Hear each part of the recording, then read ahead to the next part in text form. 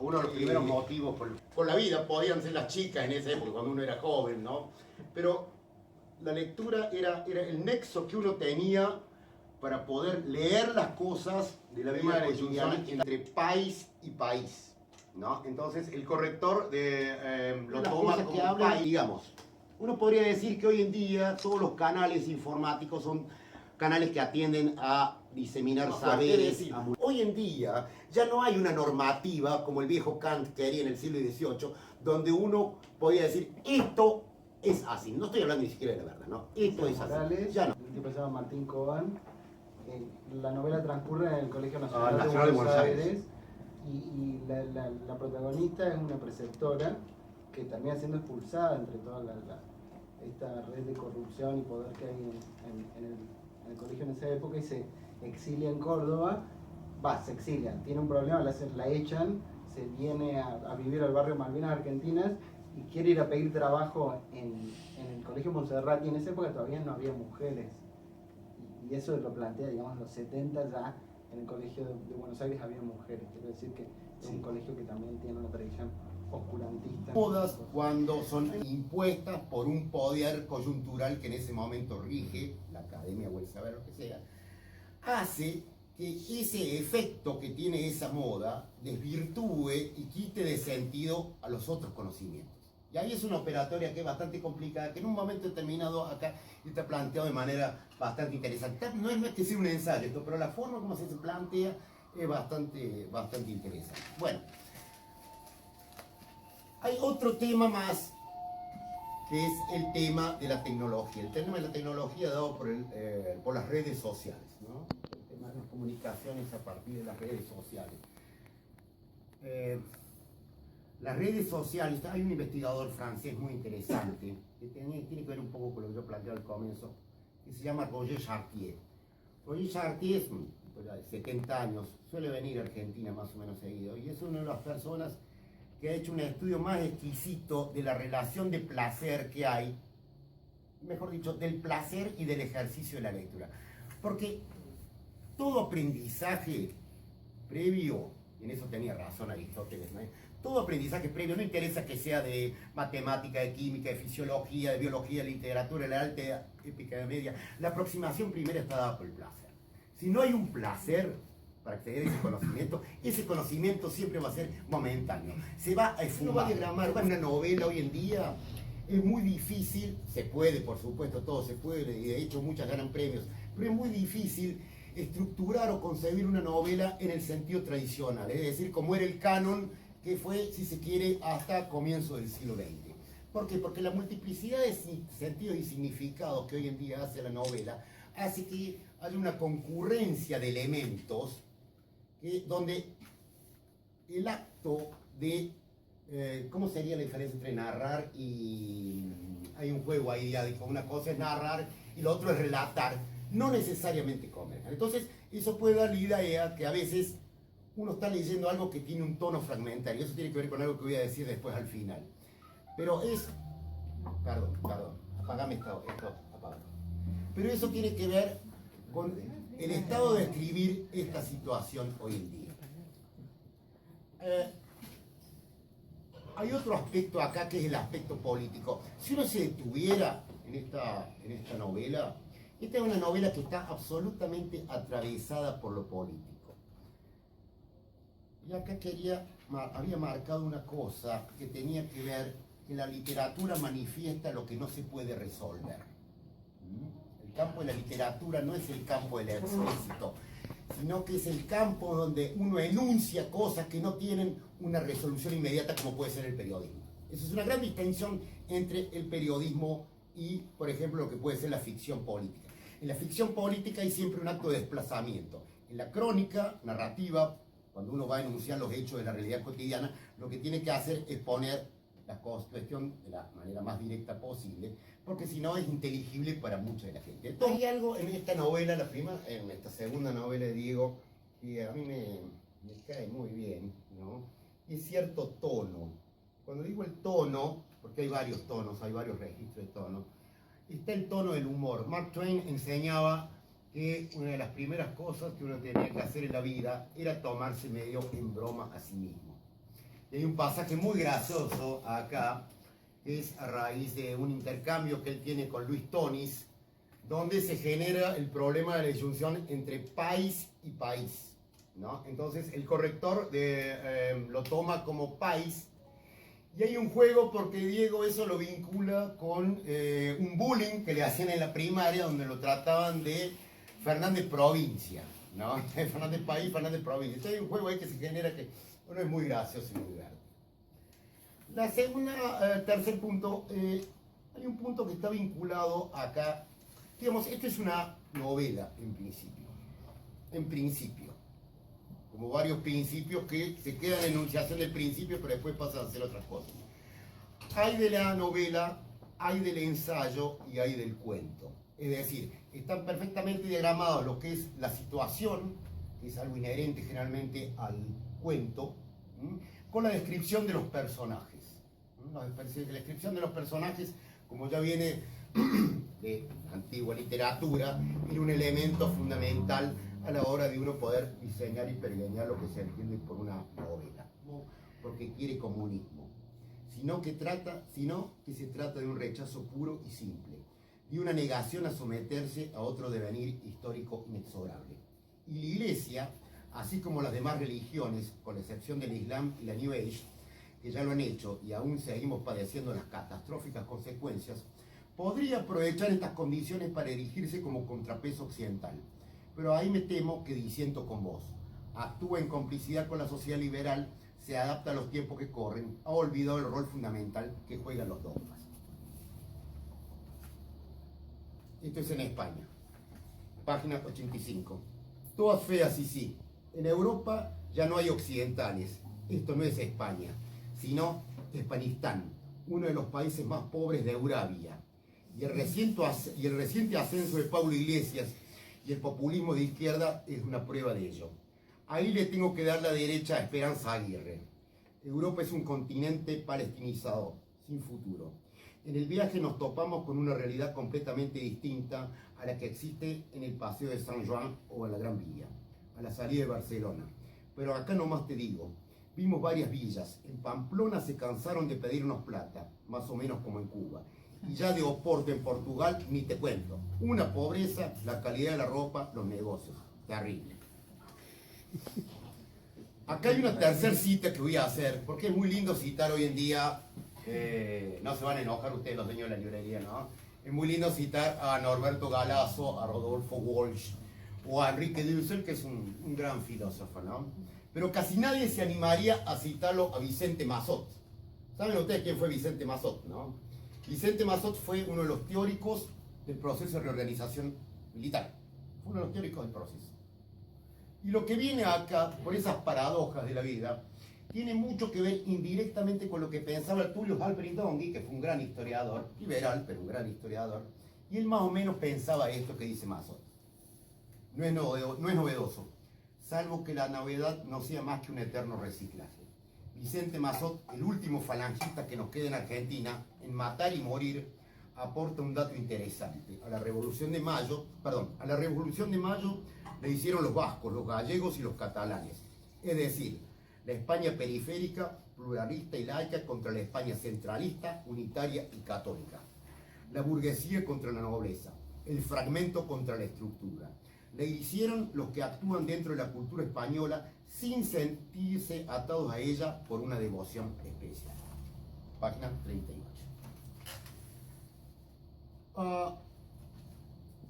Hay un tema, otro de los temas que está planteado acá, y este sí que es un tema que suele ser muy complicado, es la relación entre la narración, yo diría la narración académica y la narración que se genera por afuera en la academia. La universidad, como todos los ámbitos, sin excepción, está regido por políticas y por modas. Esto es así, al que le gusta bien y al que no, lamentablemente, pero es así. Y esto fue motivo anoche también del diálogo cuando estábamos con Arturo Carrera, bueno, Schilling, Matón y todo eso. En la universidad, por ejemplo, suele haber modas como es el estructuralismo, el deconstruccionismo, el postestructuralismo, Lo que es muy interesante acá que es una parte del pasaje donde se está debatiendo una cuestión que es absolutamente de la actualidad. De la década del 70, que es Roland Barthes, que es un referente del postestructuralismo, que tiene precisamente un texto que se llama El placer del texto, como una forma de acceso, y ya que hablaba él de las modas precisamente, tuvo mucho auge desde la década del 70 para acá en la universidad, en la academia norteamericana, y acá fue muy recibido. Por ejemplo, por hablar de alguien que es conocido un poco más mediáticamente, Beatriz Sarlo es muy bartesiana, digamos. Quizá habría que aclarar ahí para que no está familiarizado, porque no tiene por qué saber tampoco algunas de las cosas que plantea Barthes. Sale en TN, Beatriz Sarlo sale en TN, ¿no? Y bueno, habla de eso, pero acá hay una tensión precisamente con Tony, que lo nombró él, que es un tipo que viene a decir precisamente, no, ¿por qué la lectura tiene que ser placer? ¿Por qué hay que darle todo servido? ¿Por qué no tiene que hacer el lector un esfuerzo? Y precisamente eso viene de otro crítico francés, que es Solers, Philippe Solers, Sí. que es un poco posterior, y hay una recepción todavía medio, digamos, fragmentaria. Eso interesa. Sí, hay un tema ahí. Yo cuando me refería al sentido del placer de la ley. Pablo. Yo no tengo mucho para decir. Si vos querés, si te parece preguntarme algo, yo puedo seguir, pero así no tengo nada como para decir. Yo me lo pregunto y digo sí. Lo cierto es que no existe un público lector, o si se quiere que le permita a los escritores también darle espalda como para hacer novelas arriesgadas en ese sentido. ¿Sí? En textos que te expulsen, por ejemplo, o que no sean tan bonitos permanentemente con el lector. ¿Sí? Entendiendo ya cuáles son las reglas de este juego. Civilizar, por favor.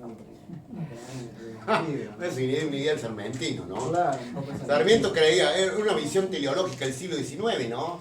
Por eso el Facundo sigue siendo un libro central. Facundo no se pueden, así como se puede entender de muchas no formas. puede leer nadie, digamos. De hecho, me gustaría que lo que escribo sea popular y llegue a muchos, pero precisamente no existe un público siquiera que esté luchando por entrar a un libro, más bien hacia afuera, y lo que estamos tratando de hacer, precisamente estamos en Nueva Córdoba, que a mí me parece realmente en un barrio que tendría que estar lleno de librerías, me parece lo más urbano que tenemos en Córdoba. Y esta es la segunda, sé que está la del Palacio, está esta, y no sé realmente si sobreviven bien o no le pregunté. ¿Quién decía que había venido a Córdoba y que le llamaba la atención que no fue hubiese? Caparrós, y de hecho el cartel de la del Palacio tenía la cita de Caparrós donde contaba que había venido a Nueva Córdoba y el tipo no podía creer que había peluquería, ciber, gimnasio y comida rápida. En el de la verdad hay una enfrente del Parque Las Tejas. Hay otra ahora frente al Parque Las Tejas, exactamente, por eso se abrieron un par, pero no están abriendo, ni siquiera sabemos cuántos van para crear el personaje y el ambiente y el escenario. Y en el centro editorial, digamos, hispanoparlante, como es Barcelona, porque Barcelona es más importante que Madrid en términos editoriales, se notaba al ver el detrás de escena que era todo muy artificial, precisamente porque el arte es artificio, y se da sobre todo en los lugares, países, estados que tienen excedentes, como para poner en eso. Es un lujo, no es una necesidad básica, ¿no? Más que nos morimos si no tenemos un libro, en cambio si nos falta agua, en Europa se lee muchísimo más. Sí. Muchísimo. Sí. Estamos hablando de puede haber crisis o demás, pero crisis que tienen otro piso, ¿no? Son procesos también, ¿no? Distintos, Sí, son sí. procesos distintos. Ahora quiero decir una cosa, uno que ha ido a Europa de chico, bueno, no quiero hablar de eso, No, pero yo ya no Europa estoy no de es lo acuerdo. que era. Yo no estoy de acuerdo con eso, porque lo Sí. hemos hablado, como digo, sobre esas No hay quiero no, Sí, es sí, ¿querés que te superoferta, preste la una sobreoferta de lectura. cultura. Cualquiera escribe, ese es mi problema. Eso es Decía cierto. los hombres de Grey. Eso es cierto. Acá toda la pornografía que hay es fracaso, es O no, puede ser depresiva. festivo, puede ser festivo. No es festivo. Claro, no. Está bien, Obligatoria, al no hay que ser contrario. masoquista Al tampoco. contrario, creo No, que está es casi bueno. antipornográfico por eso. Porque siempre, digamos, en el fondo los personajes no cumplen con los cánones impuestos por la publicidad ni los videopornos. Así que no tiene nada de... No habrás visto vos, ¿no? Aunque haya gente desnuda. Vos Se ve no alguna se gente sube tu desnuda. hijo. Vos tenés que alimentarlo porque tiene No, Diego Diego tiene tiene un 18 años, futuro, quiero tiene un decir. futuro de escritor. Rimbaud tenía 18 y ya lo había hecho. Si ya Tiene no lo futuro, hiciste Diego. ahora, quizás no lo haga nunca.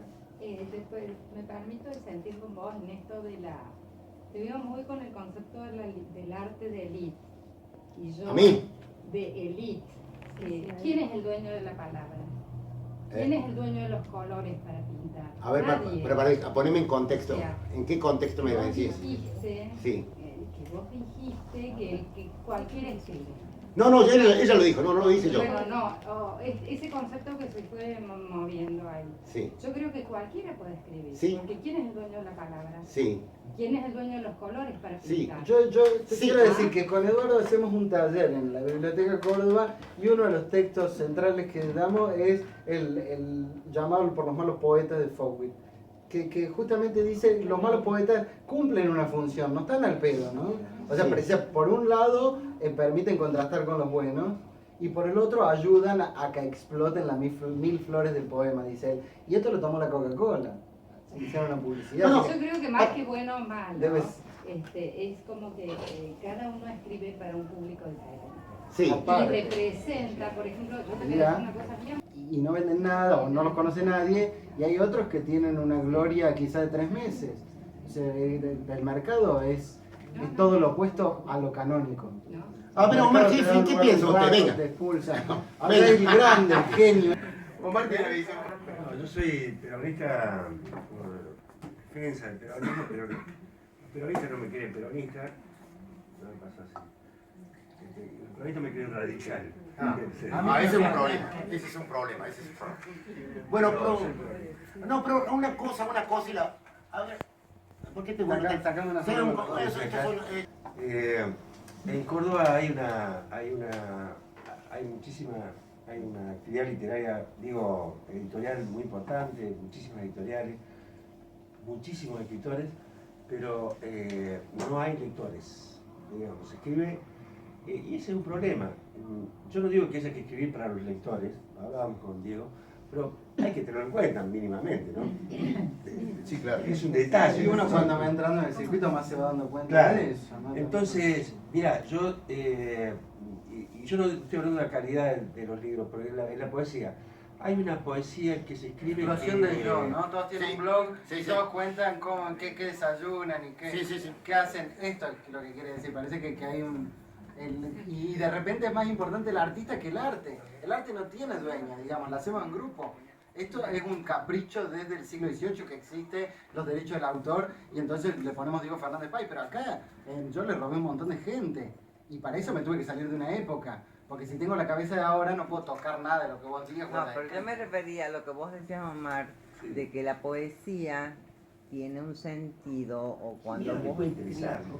Está lleno de eso la literatura. Llegó un momento en Y después que se tenemos- dijo tanto en las cosas que en el lugar del otro, que aparecieron teóricos que, por ejemplo, dijeron hay que escribir en el lugar de las vacas.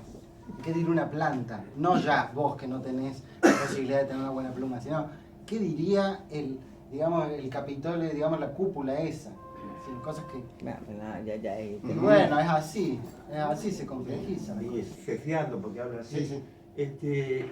Hace una conversación, le dice Flavio, yo me tengo que poner una verdulería antes que todo esto se den cuenta. Tengo que juntar más por la verdulería porque igual esto cuando me descubran me van a destrozar. Sí. Yo creo que digamos, de hecho en la academia es como algo así, en la Edad Media el conocimiento estaba encerrado en la iglesia, los libros estaban ahí. Después de la iglesia surge esta, digamos, institución medio heredera y un poco más amplia, más abierta, que vendría a ser la universidad. Pero hoy por hoy la verdad es que la academia tarda 40 años, por ejemplo, en digerir un autor que posiblemente hoy se está mostrando, ¿no? Entonces ya quedó, o sea, ya pasó. No existe la academia en el fondo, aunque se va a seguir discutiendo, se va a seguir hablando, está se va a muy bien seguir que sea escribiendo un así. montón. Ya no está, ya no rige nada, no es juez de nada. Esa es la pura realidad. Porque si no, Cucurto no podría haber preguntado o dicho eso, me pongo la verdulería antes que se Claro. encuentre. No hay... Y de ahí tarda 40 años. aparece acá creo que el verdulería tema Facundi. de Tonix, que el otro día lo dijo muy bien, como el tema planteó, creo yo quizá de casualidad, el del tribunal científico que juzga los milagros, acá aparece el tribunal sintáctico, que está descubriendo el error a los escritores y los pone y los escracha en el diario. Claro, Genial, porque eso es terrible, solo eso es pensarlo. Es absurdo, no Eso es existe. terrible. Lo relacionaba con el tema de la postulación de Julio Rochero Santo. Sí. Empecé a leer un poco la literatura en torca, las escrituras periodísticas. Y es medio dudoso, yo estuve leyendo Se puede dudar de todo, se puede dudar de todo, ¿verdad? Yo creo que, Pero es un deber. mira, yo creo que el tema de la iglesia en ese punto, Explicable científicamente, ¿no? en ese punto, No quiere ¿qué hace la iglesia? Le da mucha Es sacarle creo que da mucha importancia al nombre y que hace precisamente el juego Había un sociólogo que fue profe mío en Barcelona que decía que hoy por hoy el problema no es que se trata a las personas como cosas, sino que se trata a las cosas como personas, ¿no? Acá se trata precisamente, creo que hay un humanismo solapado precisamente porque se trata al nombre como si fuera una persona y nunca un nombre va a ser más importante que una persona. Nada más.